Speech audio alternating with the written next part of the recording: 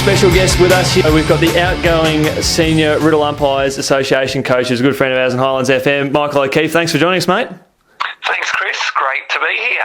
Now, mate, you had to make the decision in recent times to pull the pin. Now, was it a hard decision to make? Oh, look, it was 6 years at the Riddell Umpires, and I've had such a great time with the group. It sort of started in May, I guess. I was approached by the general manager. Would I be interested in having the role again next year? And I've always been an advocate that coaches can stay around too long, especially in umpiring. We don't have premierships or that sort of guideline to help us on how we're going. So it's pretty much the same thing every year. You know, the rules change, yes, but the messages are the same. So I've always felt that as umpires coaches, 5 to 6 years is probably a good time. Mm-hmm. And so I sort of said, look, I think the field umpires in particular might need a new voice. I'd be happy to stay on in another role where I do the admin and still sort of speak to the whole group and drive that sort of big picture direction, which at the time might have suited the association. But as the year went on, my assistant, Dwayne Connell, sort of warmed more and more to the idea that he could take over, and so that the decision was made, which is fantastic. Now, Dwayne he's been around for quite a few years. He's had some senior umpire experience in the field, so he's had a bit of time off as well in the past to sort of refresh himself as well. As he sort of obviously he said he's warmed to the role, how's he feeling about the prospect going forward? Yeah, I think earlier in the year it sort of daunted him on what is expected now of a senior coach. The AFL and AFL Victoria have a lot of expectations on the head coaches at each of their groups. There is certainly much more than it used to be, where all you did was focus on getting the guys out onto the track and getting them umpiring, where now there are so many pathway programs. There's professional learning that you have to do. You have to be accredited now to be a coach. There's, you do exchanges, of course. We've sent umpires this year to Canberra. We've had umpires go to Cairns. Of course, we went to America late last year. So there's a lot more than there used to be. But as Dwayne saw what I did as the year went on as my assistant, I think he was excited by that prospect, that you can impact umpiring more than just what happens out on a Saturday and Sunday. And so, I think by about early August, he was happy to take on the role, which is great, because if we split it, then he wouldn't have been able to put his own stamp on it, which now he can, which I think is very important. Now let's wind back the clock to when you first started. You took over from Brian Collins. He is no longer involved with the Umpires Association anymore. How did you find sort of stepping into the role, because you were fresh out of the Northern Footy League? Yeah, look, I guess I was lucky that Brian did a year before I arrived, and then the year I arrived, essentially what they did was make Brian, they gave him the title of umpiring operations manager, and so I was able to step into the senior coach role, but didn't have to do all of it. And one thing I didn't have to do was appoint umpires in that first year, which Brian did. And the benefit was I just got to get to know everyone's names, everyone's ability, got to umpire with them all during that year, and really just was able to look at what Brian was doing and take the best of that, and then add my own the next year. So that was a real benefit, rather than just coming in cold, not knowing anyone, and trying to appoint people to games where I didn't know whether they were a good umpire or a developing umpire. So that was a real benefit. And I guess Dwayne has had that exact same experience, because he, as you said, he was away for a little while, returned last year. So he's had 2 years now as an assistant coach. So now he knows everyone. He's umpired with nearly everyone. Yep. And so that's great. He'll be able to He won't panic in those first few months. He'll be able to maybe keep things as status quo for a while and then start implementing his own change, which will be great. One of the biggest things you've certainly prided yourself on over the journey is what you could do to sort of enhance the game day experience and the coaching experience. And one of the things that comes to mind is, I think going back to round one, maybe 2012 or whenever it was, you introduced the headsets. Tell us a bit about that. What happened there? Yeah, look, the Western region were trialling using basically walkie-talkies, but a plug-in sort of headset. You might see like security guards with that sort of setup at nightclubs and that sort of thing, with the earpiece in. And so we gave that a bit of a go for a year. It was mixed success. They are walkie-talkies, so only one person could speak at a time, which meant that if two field umpires were wearing it and one umpire was sort of yelling out to players, then the channel was filled up with their voice and the other umpire couldn't speak. So you got a windy day, it sort of opened the channels up. But other times we had success. We also used it where a new boundary umpire would wear it and not have to speak, would only have to listen. Yep. As a coach could give them some instructions as the game went on. So, look, it was a mixed bag. It was worth a try. What's happened recently, though, is that the cost of purchasing the Matchcom system, which the AFL umpires use, is dropping. So it's now under $10,000 for a full set, and that price will keep dropping. And my guess is eventually down the track, most umpiring groups will buy a set. And so one game each week will wear exactly what the AFL umpires wear in terms of that closed communication. So that would be good in the future. But yeah, these are the sort of things I tried, and certainly it gives a bit of interest. And for an umpire, might have been around 10 or 15 years or 20 years, and they're getting a little bit bored with umpiring. That having that a couple of times a year might have, spurred them on to do something, improve their umpiring, and have a look at themselves in that way. So, yeah, I think it's important that coaches keep trialling these sort of innovations as we move forward. You were innovative from the get-go, Mock. You were awarded for that through AFL Victoria going back a few years ago. Tell us a little bit about the award that you won and what year it was. Yeah, it was pretty exciting. So AFL Victoria and the AFL Coaches Association decided a few years back that we needed a umpire of the year, because they have umpires coach of the year. We have all the coaches of the year, senior coach, junior coach, Auskick coach, school coach, all those get a big award.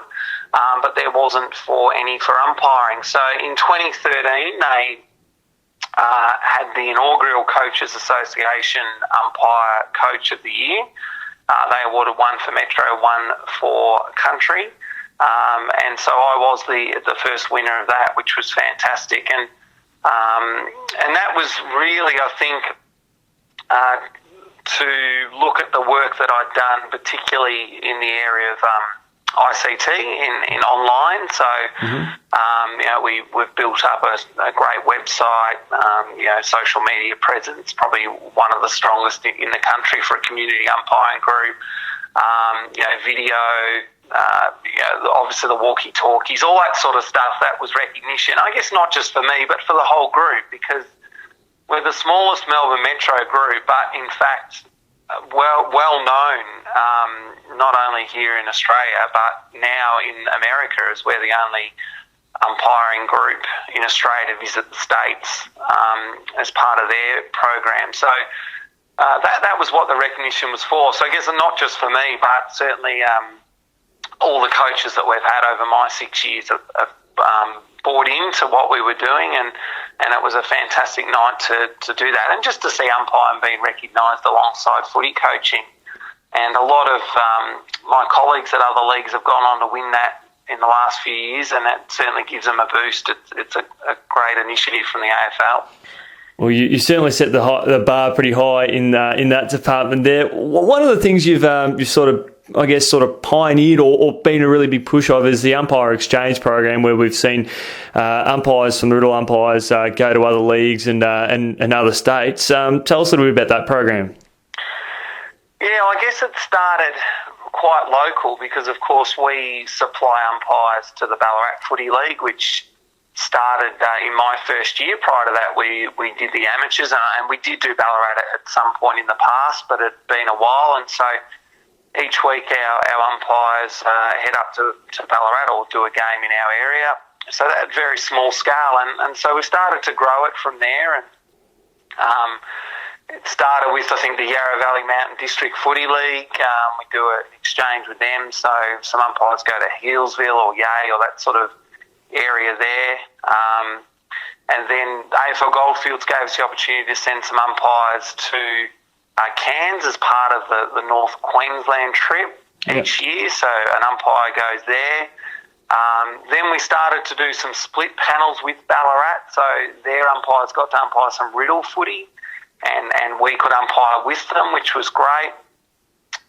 This year we've done Canberra, so 4 umpires headed up to Canberra for a weekend, got to train at the AIS, got to umpire AFL Canberra footy, then go and see a game at Manuka with the Giants and meet the AFL umpires.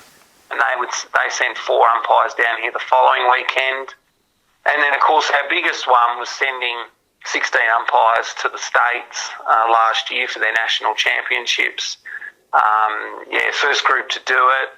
But the benefit wasn't just it was a great trip and lots of touristy stuff, but we were able to actually... we had 16 umpires, and some of them very quiet, introverted sort of guys and girls were able to feel like kings because they were able to coach umpires over there that, although might be older, are in their development stages because they just don't umpire enough footy and there's not enough exposure to it. And so these umpires came back so much more confident as umpires here at Riddell because they were able to get some confidence in their ability. And then, of course, we helped to actually umpire the games over the weekend, which was just really amazing. It was an amazing opportunity that we got there. So I think it's important because players can easily move clubs and stay in their local area. But if an umpire moves clubs or association, they'd have to move house or do a lot of travel to do that. So it's less likely to happen. And so these exchanges give them some exposure to other teams, other leagues, other processes. And again, it might be just something that keeps that enthusiasm going for another year for those umpires. Now, another big question for you, mate, and it's great to see this area really start to shine, and the AFL has led it before. Women in umpiring. Tell us a little bit about the Riddell Umpires Association stance and commitment to enhancing women in umpiring.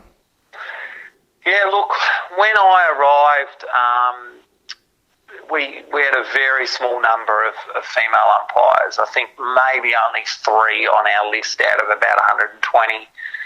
Riddell were probably one of the, being a bit further out as a metro group, they just probably were the last to get on board with that. It does require it requires a push. It won't just happen. So you've got to put resources into it. And so we've had a real focus the last few years to, I guess, try to recruit more female umpires, and then obviously when they come, to have an environment where they feel welcome and stay. And it takes a while, and it's still a work in progress. And look, we've grown it to, I think this year we're probably around 14, 15, but I think a couple of years ago we had over 20. So it will take a while. And some of the barriers will be there for a while, which is that because you don't have a large group of female umpires, then it's hard to attract female umpires. So, I mean, that's a sort of a vicious circle. You just need a year where you really recruit a heap, and then that will keep it growing. And just general umpiring barriers anyway. I mean, it's hard to get any umpire, let alone right now we just want to get female umpires. So we'll keep working on it. The AFL give us as much support as we can.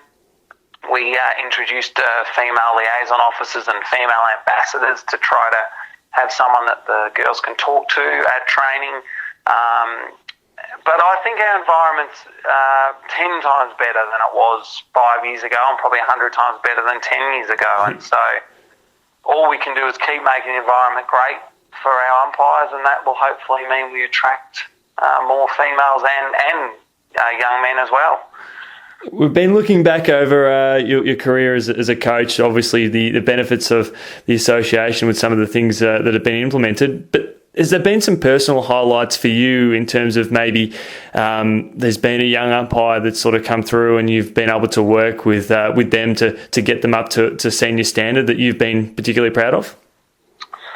Oh, look, yeah, definitely. Definitely over the last few years, you look at someone like Stephen Jean-Corns, who came from the boundary, then moved to the field, and now last weekend and this weekend is doing senior games of umpiring.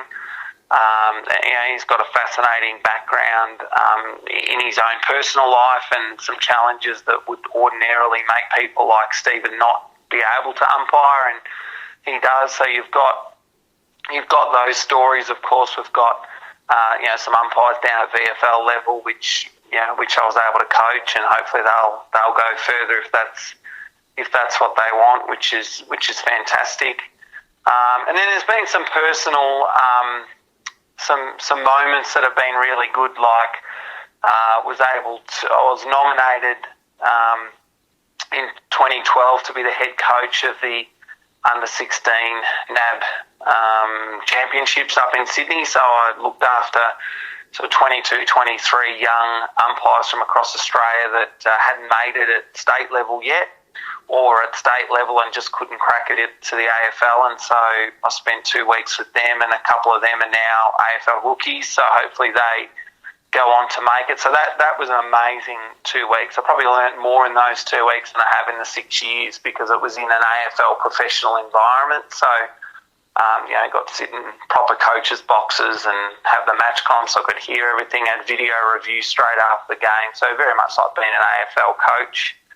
Wow. So certainly those sort of, and I obviously mentioned America as well, was really great as well. And even this year, I've been going into schools running the basic umpiring course for AFL Victoria. So I've been to about 5 or 6 schools this year, and to meet young people learning umpire for the first time. So all these sort of things add up to what's been a really good 6 years.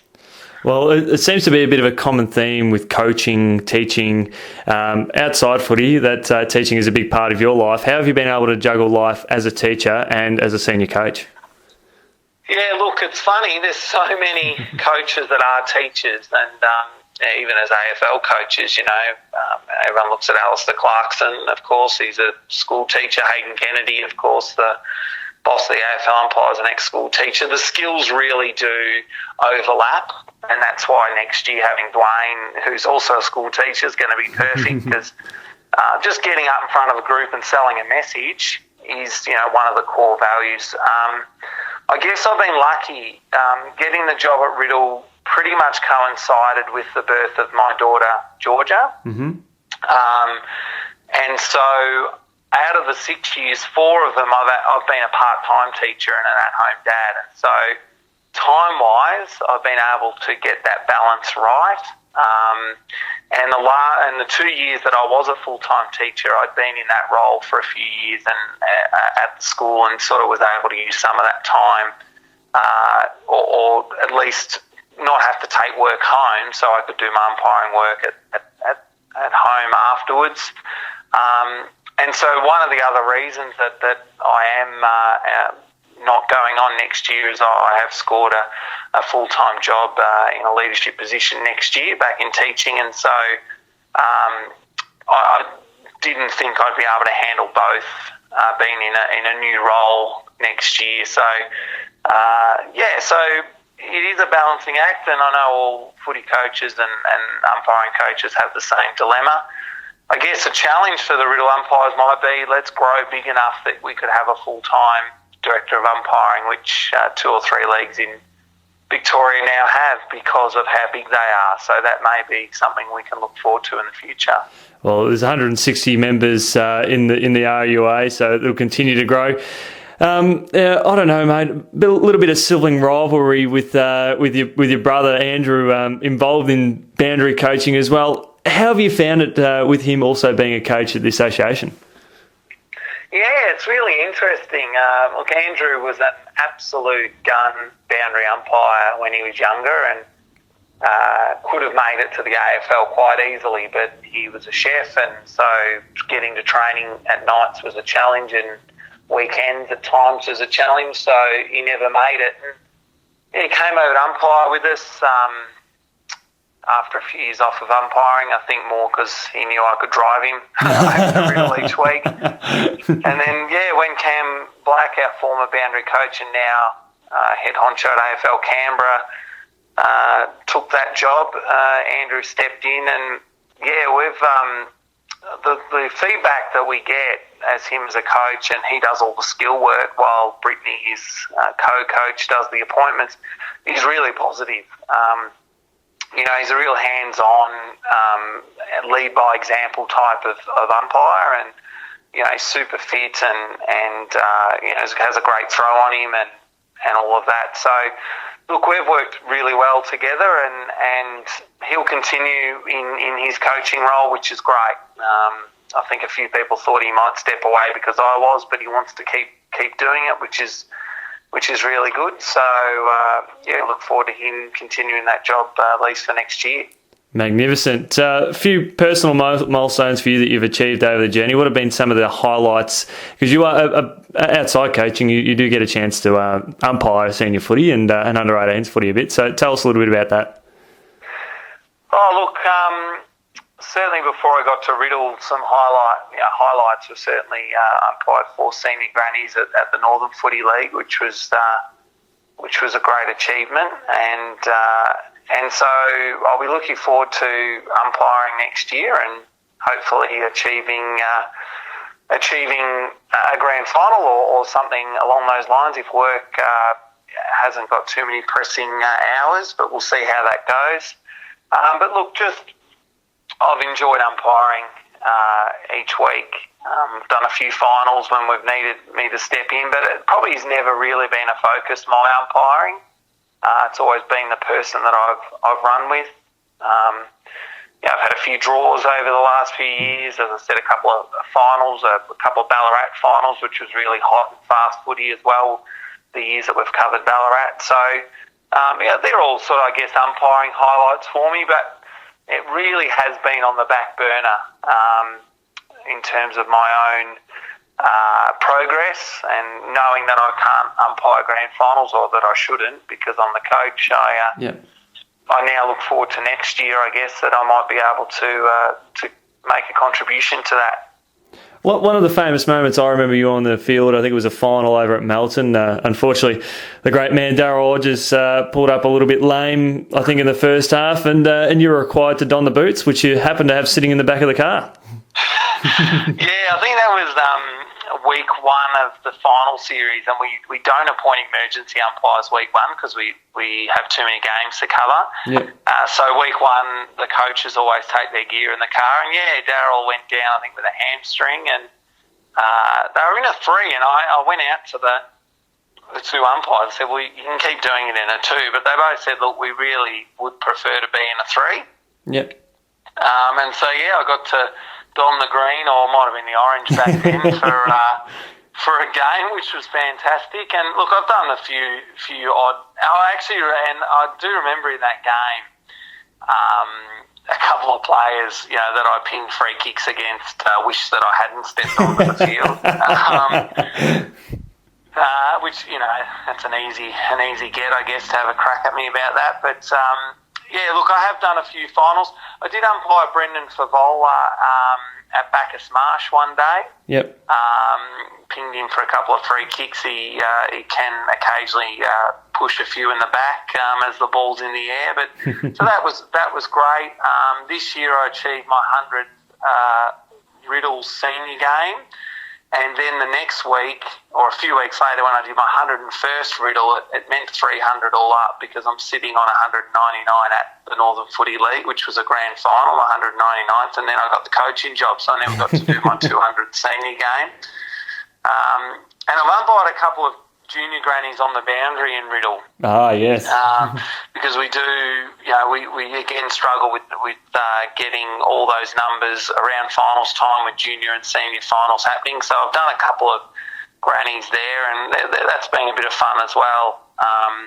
Good to sort of watch it from the sidelines and encourage the fieldies in the middle, so that's been good as well.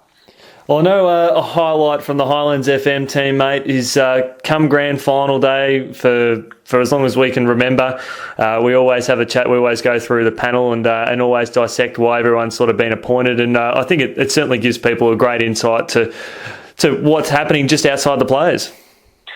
Yeah, look, I think it's tougher during a final series for umpires than it is for players. I think most teams go in with their squad of 22, and if no one gets injured, usually that squad might get through the whole final series without too many tough decisions. But in umpiring, at Riddle, we only need 9 fieldies, 12 boundaries and 6 goal umpires at the end out of 160. So it gets really tough. A couple of umpires this week, made them a blue there at Woodend in the goals, and that's it for them for the final series. So that's how tough it gets. One error can cost you a grand final. So I guess sometimes people don't understand how we go through that selection process, and it's not just form in the finals, it's their attendance at training, attendance at coaching sessions, their form during the year, their availability during the year. Had a couple of coaches on the weekend ask me why particular umpires weren't in the final series, and I'd say, well, they actually don't train. They've got a job that requires them to work at night or overseas or interstate, and they just help us out on a Saturday or Sunday. And so, yeah, it's a tough process, and particularly this week and prelim week really becomes tough, because usually there's about, let's say in the field, there's probably about 12 people that could do those 9 spots. Yep. So, we've got to work out which 3 are going to miss out and become the emergency umpire. So it's a big achievement, and at Riddle with only 1 division, it makes it even harder. Back where I was at Northern, their Division 3 grand finals are this weekend, and so they've got a lot more spots to offer people over the 3 or 4 weeks of their grand finals. So at Riddle, it makes it even harder that we've just got 1 division. Magnificent, mate. Now, one last one before we part, and we're going to make it on a controversial note, and obviously I debate about it pretty hard with people, but the simple question, mate: does an umpire ever have an impact on the result of a footy game? Oh, look, we know the answer is no. Trying to convince the public of that is a challenge even at AFL level. The reality is that as a team, you have, let's call it 100 minutes in Riddle footy to win the game. Yep. And what I would always do if I was a footy coach is I would be saying to my players, we need to make sure that we're far enough in front that no other factors are going to influence that result. And so, yes, an umpire may make a free kick error in the last 5 seconds of a game, allow a player to kick a goal, and they win the game. But the reality is that the other team should have been a couple of goals up so that wasn't an issue. That you want to take that out of the equation. That's how I always see it. That if you can, and same with anything, a wind, a stretcher, a big injury in the last few minutes, if you're enough ahead, then a mistake by an umpire shouldn't impact your ability to win the game. And umpires make mistakes, but the stats show they make many, many less mistakes than a player does. In a game, I think most AFL umpires go around at about 90% efficiency, and most players are well below that, 70s, 80s, 60s, So they're doing the best that they can, and despite everything you hear, and of course this year it's free kick Hawthorn's been been the mantra of the AFL. We go and have a look at Hawthorn's free kick stats, and in fact, I think they've given away more than they've received, or they're certainly at the bottom end of teams that have had more free kicks for than against. So it's all perception. A lot of it is perception, and that's what we deal with as umpires.